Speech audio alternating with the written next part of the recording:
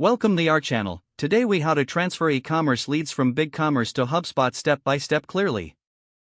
To transfer e-commerce leads from BigCommerce to HubSpot, first, log in to your BigCommerce account. Navigate to the Customers section in the dashboard. From there, select Customer List.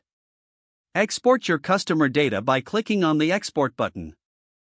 Choose the format that is compatible, typically a CSV file. Save the exported file to your computer. Next, log in to your HubSpot account.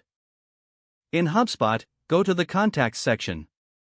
Select Import to initiate the importing process. When prompted, choose Import from File. Upload the CSV file you previously downloaded from BigCommerce.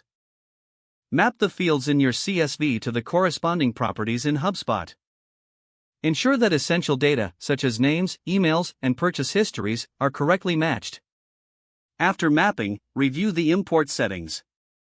Confirm that everything is accurate before proceeding. Click the Finish Import button to start the uploading process. Once the import is complete, check your HubSpot contacts. Verify that all leads have been imported correctly and are segmented properly. If needed, create lists or workflows in HubSpot to organize your new leads. With that, you have successfully transferred e-commerce leads from BigCommerce to HubSpot. If the page does not load, refresh the browser or try again in a private or incognito window. Make sure you are using the correct email address, then retype it carefully to avoid small typos. If your password is not accepted, use the reset option and create a new strong password you can remember. Check your spam folder for verification or security emails, then complete any requested confirmation steps. Enable two-factor authentication if available to improve account security and reduce unauthorized access risk. After signing in, review your profile details so your contact information and settings are accurate and current.